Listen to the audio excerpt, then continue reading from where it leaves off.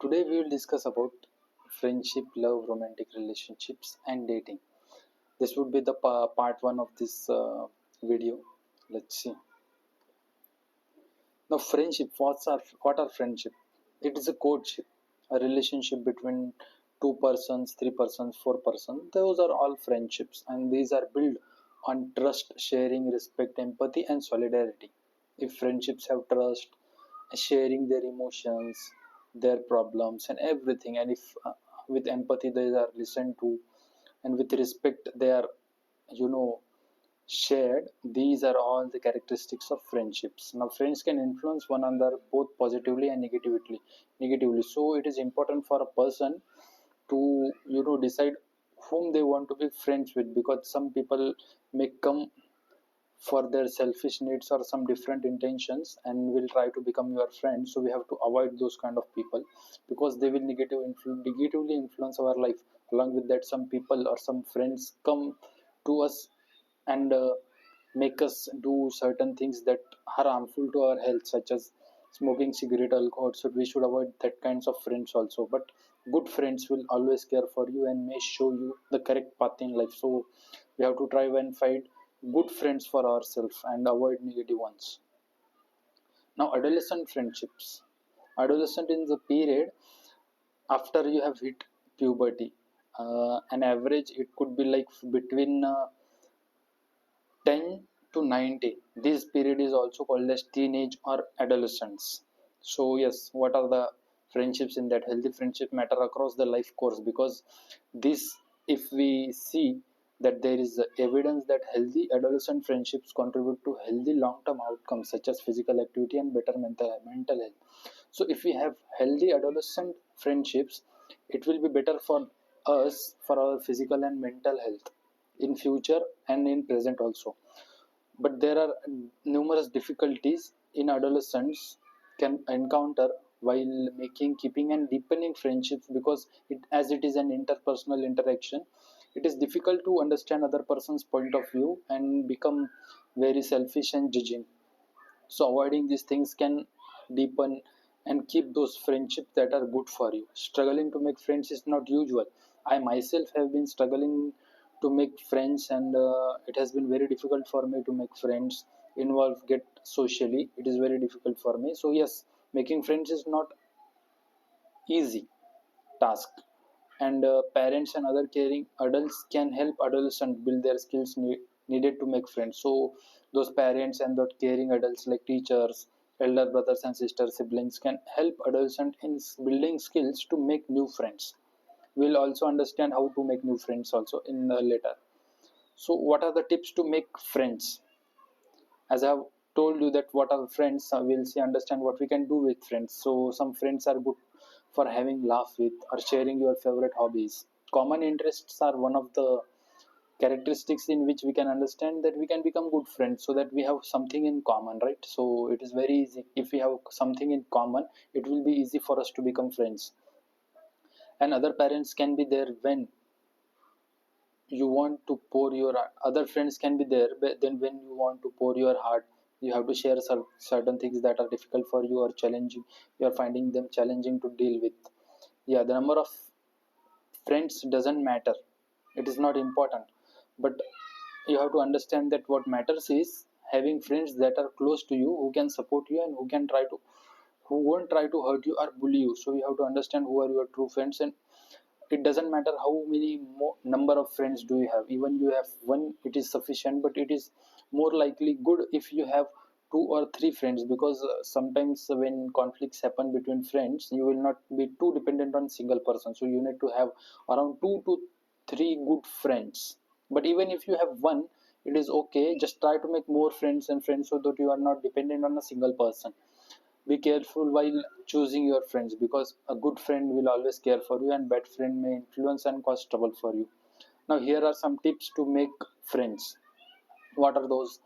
See similar interests and hobbies. So the friendship start because people have common things to share with each other. Go out and meet. Sometimes we get so much busy in our schedule that we don't get time to meet and talk with people. So meet, go out in some groups, get together party, so that you get to meet people. This will only help you in improving your social interaction. You can always start a conversation by introducing yourself, asking just simple question that how are you. Never be shy of talking. Be confident and have a smiling face. If you go and talk to people and ask them about themselves with a smiling face, they will be more than happy to tell you, because yeah, that is one of the a good technique that I have read in how to influence how to make friends and influence people. Very beautiful book by Dale Carnegie. Yeah, but we'll discuss that later. It is also very important to be a good listener, because sometimes the other person might be going through certain emotional challenges, and during that you have to be a good listener. You have to understand, and you have to not listen to respond or react. You just have to listen to them, give them compliment if they are looking good, and don't be a miser about it. You can always compliment your friend about her or his looks, style, intelligence, clothes, skills, and humor. This will get you more close and help in deepening your friendships. Not everyone can be as same as you, so you have to embrace the difference that you have with each other, and don't try to change them, because they are who they are. We have to accept other people as they are, and not how we want them to be. So yeah, that is the truth. It is hard, but we have to understand that they are them and we are we. So we have to understand our difference and work on our things, that how we can improve our friendship. Always share your food, meals, or belongings with your friends. Sharing is caring. If we share, it will show us that we are caring, and other people will also be forced to reciprocate the feelings that we are sharing. So yeah, then a person who helps other has a lot of friends. So if you are helping other people, you will tend to have lots of friends, but you have to understand that they are not using you. So if they are using you, it is not a friendship, it is just a transaction, and you should avoid these kind of things, I feel. Then be a loyal and a trustworthy person. So you should be trustworthy, and people should be able to trust you, and you should be loyal to their friends. The picture that you are seeing is my one of my favorite show, that is Friends.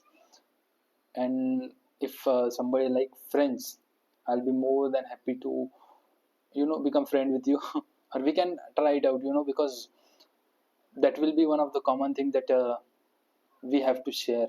Actually, I made a friend back in last year, based on this only, this common interest that we had.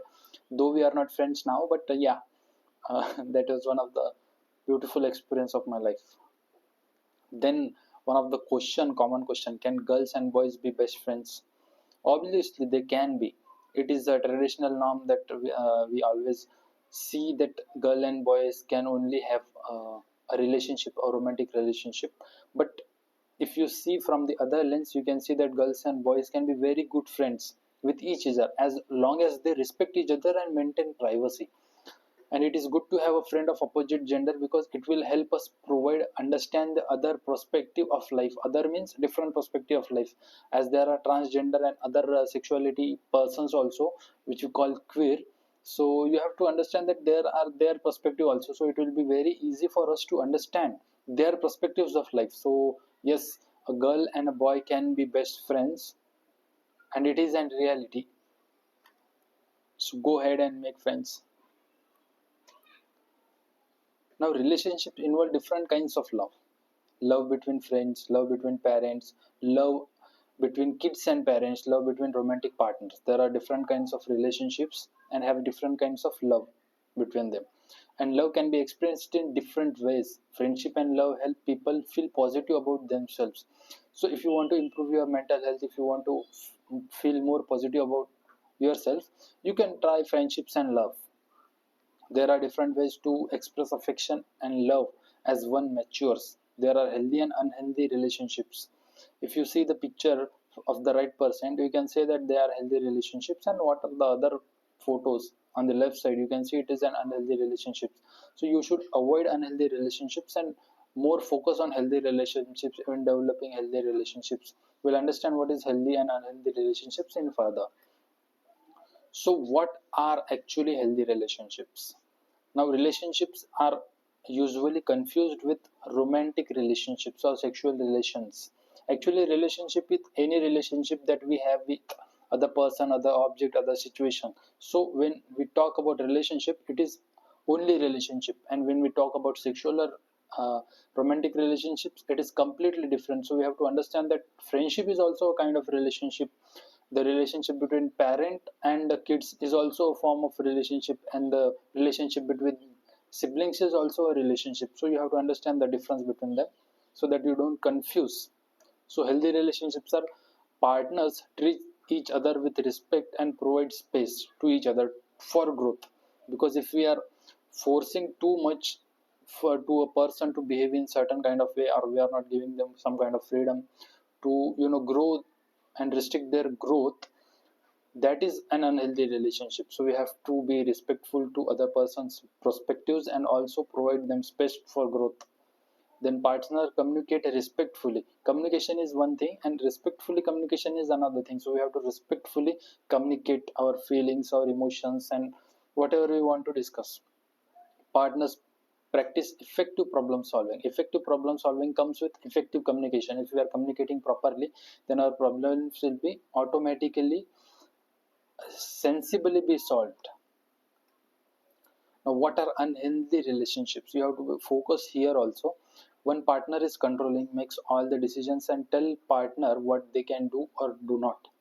So if you think your partner is too much controlling, I think you should either discuss with him or her, and later on, if you are not able to work it out, I think you should go out of it, because unhealthy relationships are also called as toxic relationships and become mentally stressful very much for you. So I think you should avoid that. One parent is hostile, one partner is hostile, picks up fight and is dishonest. So that is another sign of unhealthy relationships.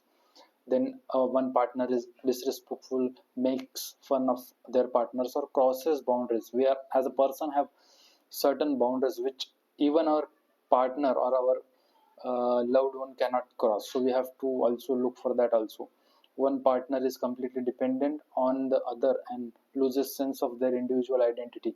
If we become too much dependent on our partner, it will be difficult for us to have a sense of individual identity, because our happiness will depend on how the other person reacts to us, and not always we will have a positive reaction from other person. So you have to understand that our sense of individual identity or sense of happiness should come from ourselves rather than from somebody else, and similarly goes for the other partner also. Another characteristics is one partner intimidates or control a partner using fear tactics. Using fear tactics means making them fear or scaring them with emotional physical abuse. So we have to avoid that kind of situations also. One partner engages in physical or sexual violence. This can be renamed as domestic violence or marital rape also. So you have to understand that you are you have the right to choose what you do with your body. So you have to understand that physical or sexual violence is a crime and you have to report it. So yes, this was the content for today. Part 1, part 2 will come as soon as possible. मिलते हैं.